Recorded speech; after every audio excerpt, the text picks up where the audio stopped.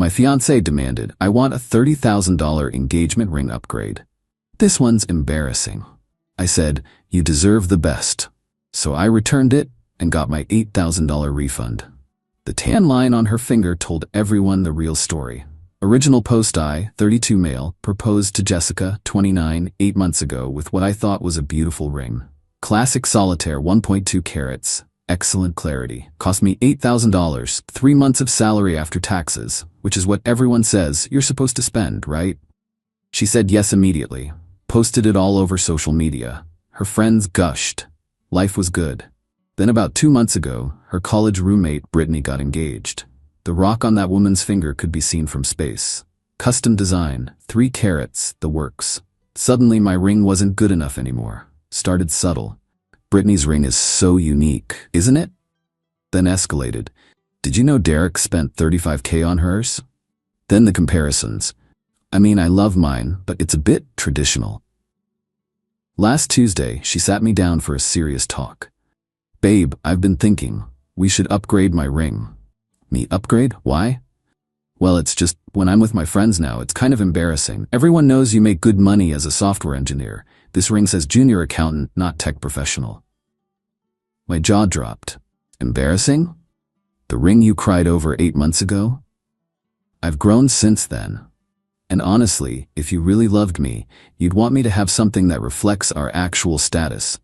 Brittany's Derek makes less than you, and look what she got. Me. So this is about competing with Brittany? It's about you showing everyone how much I'm worth to you. I found the perfect ring online. Only $30,000. We can trade this one in as partial payment. She pulled up her phone. The ring she wanted was massive, gaudy even. 3 bands of diamonds, custom halo. The center stone was 2.5 carats. It looked like something a real housewife would wear to make other real housewives jealous. I sat there, processing. 8 months ago, she sobbed with joy. Now my ring was embarrassing. The entitlement was staggering, but I smiled. You know what? You're absolutely right. You deserve the best. Her face lit up. Really? Oh my God, thank you. When can we go? How about this weekend? I said. We'll go to the jeweler, handle everything. She kissed me, already texting her friends about the upgrade. I sat there, planning. Not the upgrade she expected, though. Saturday came. She dressed up, practically vibrating with excitement. We drove to the jeweler, the same one where I'd bought the original ring. Jessica, I can't wait to see how much bigger the new one will look on my hand. We walked in. She immediately started browsing the expensive section while I quietly asked to speak with the manager, Daniel, who'd helped me pick the original ring. We need to process a return, I said calmly. Daniel looked confused. Is there a defect? Yeah, I said, loud enough for Jessica to hear. Turns out it's embarrassing. Jessica whipped around. What are you doing? Getting you what you deserve, I said. Which is nothing. If my ring embarrasses you, then you don't need to wear it. Her face went white. You can't be serious. Dead serious. Daniel, please process the return. Full refund, store credit, whatever your policy allows. Jessica started panic laughing. This is a joke, right? Some kind of lesson? No lesson, just consequences. You said the ring was embarrassing, so let's remove the embarrassment from your life.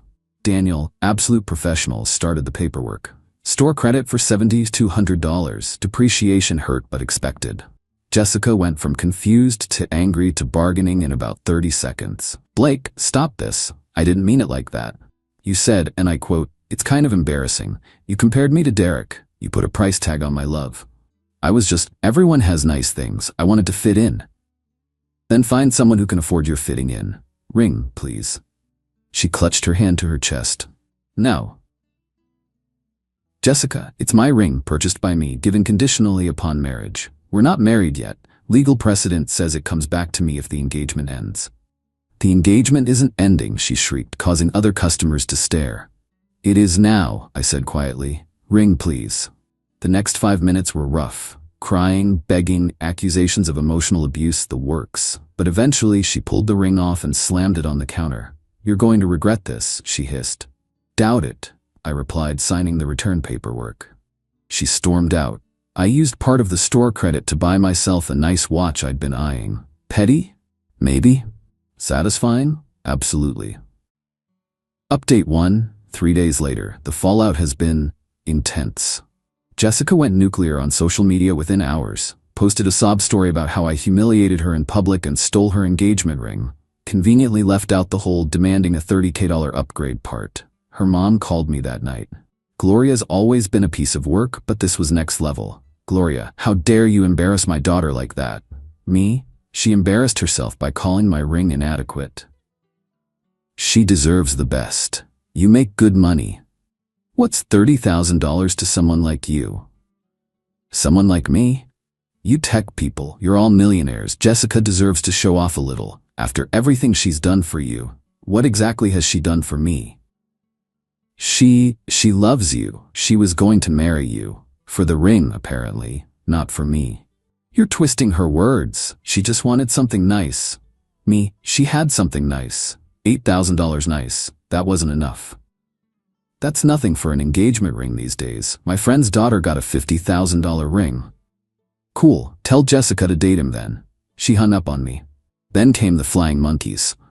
Her sister Madison, her best friend Ashley, even her yoga instructor, seriously, all reached out to tell me I was making a huge mistake. Madison's text. Jess is devastated. Can't you just talk to her? Maybe compromise on a $20K ring? Ashley called. You don't understand. Brittany has been making Jess feel so bad about her ring. She just wanted to feel equal. The yoga instructor still can't believe this. Jessica's chakras are all misaligned from the stress you've caused. Perhaps meditation and a new ring would help? But here's where it gets really good. Turns out Jessica had already been shopping for the new ring. As in, she'd put down a $2,000 deposit on that $30K monstrosity using her credit card, assuming I'd pay it off once we upgraded. She called me screaming yesterday because the jeweler won't refund her deposit since it was a custom order.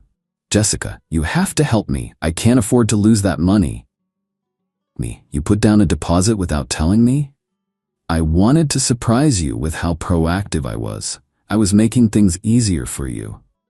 By spending $2,000 you don't have on a ring I never agreed to buy? Jessica, I used my credit card. The interest is going to kill me. Sounds like a you problem. But we were supposed to merge finances after marriage anyway. T-word, were, past tense. Please, Blake, I'm begging you. I can't afford this. Maybe Brittany can help. Her Derek seems generous. She hung up crying. Oh, and the tan line? It's been 3 days, and you can already see where the ring used to be when she posts her workout selfies. She's been trying to cover it with foundation, but it's super obvious. Comments are starting to notice. Where's your ring, hun? Appearing under every photo. The best part, she can't even play the "we're taking a break" card because she already told everyone we were ring shopping last weekend. Her narrative is crumbling, and I'm just sitting here with my new watch, checking the time on my recovered freedom. Update 2, 1 week later. Y'all aren't ready for this level of entitlement. So Jessica's been spiraling.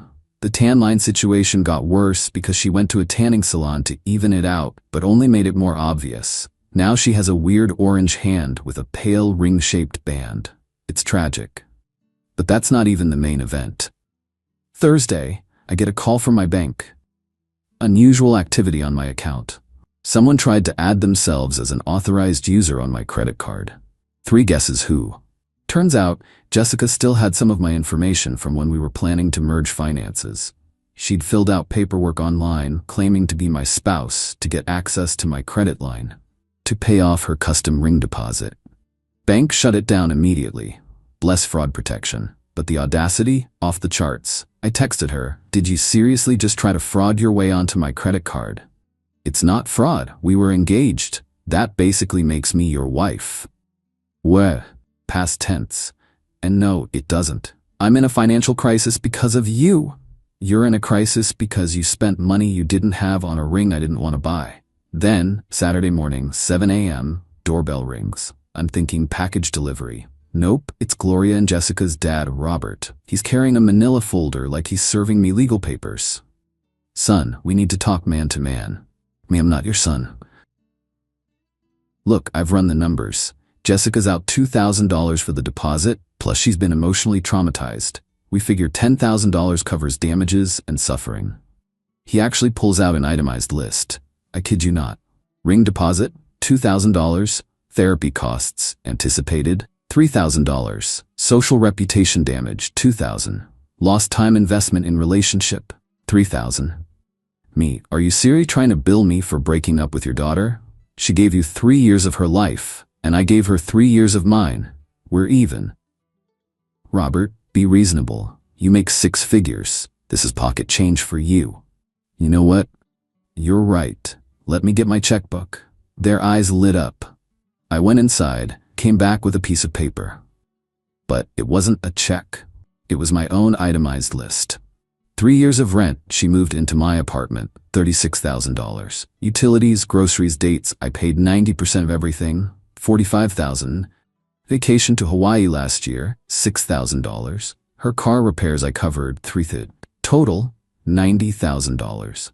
So if we're doing this, you owe me $80,000 after your $10,000 request. Cash or check? Robert turned purple. Gloria started sputtering about how that's not how relationships work. Me, exactly. So take your invoice and leave. They threatened small claims court. I told them to go ahead. Haven't heard back on that front yet. But then, Sunday night, Jessica shows up. With Brittany. Brittany, the catalyst of this whole disaster. Jessica, Brittany wants to apologize. Brittany, looking uncomfortable. I didn't mean to cause problems. I was just excited about my ring. You didn't cause anything. Jessica's entitlement did. See, so can we please just move past this? I'll take the original ring back. No upgrade needed. The absolute nerve. That ring is gone, returned, the money's been spent. Jessica, on what? Me, my watch, and a decent bourbon to celebrate dodging a bullet. Brittany actually gasped. You can't be serious. Over a ring? It was never about the ring. It was about being told that my expression of love was embarrassing. It was about being compared to Derek and found wanting. It was about learning my fiancé's love had a price tag. Jessica started ugly crying. I just wanted to feel special. You were special to me, but I wasn't special to you. I was just a wallet with a disappointing credit limit. Brittany tried one more time. Derek says he could talk to you, man to man. Me. Derek doesn't know me, and frankly, neither does Jessica. Please leave. They left, but not before Jessica yelled that I'd die alone with my stupid watch. Joke's on her. The watch is actually pretty nice. Final update, 2 weeks after ring return. This is going to be my last update because I need to move on. But the conclusion is just too perfect not to share. So Jessica's $2,000 deposit came due. The custom ring place wanted full payment, or they'd send it to collections. She tried everything, begged them for a refund. Nope, custom order policy, tried to get her parents to pay. They're retired and on a fixed income, even started a crowdfunding campaign claiming she was scammed by a jeweler. It got taken down for being misleading. In desperation, she did something I didn't see coming. She went after Derek. Yep, Brittany's Derek. According to the group chat screenshots my buddy showed me, we have mutual friends. Jessica reached out to Derek privately, told him it was partially his fault for setting unrealistic standards with Brittany's ring. Said he should help out since he started this whole situation. Derek's response? He sent the screenshots directly to Brittany. Brittany went nuclear. Accused Jessica of trying to get money from her man. Called her a gold-digging parasite in the group chat. The friend group imploded. But wait, there's more. Jessica, now desperate and friendless, decided to sell the story to one of those relationship blogs. You know the type, my fiancé humiliated me over a ring kind of garbage. Problem was, she used real names and identifying details.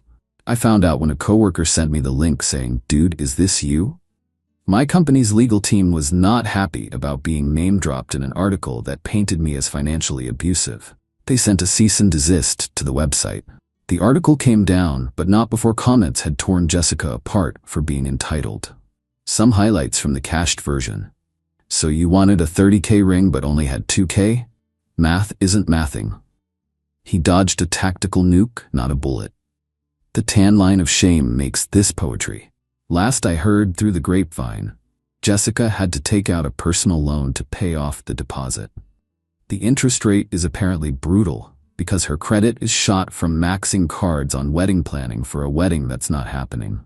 She moved back in with her parents. Gloria posts passive-aggressive memes about men who don't know how to treat queens. Brittany dropped her completely. Apparently told everyone Jessica was toxic and materialistic. The tan line is still visible in her latest Instagram posts, though she's trying to angle her hand away from the camera now.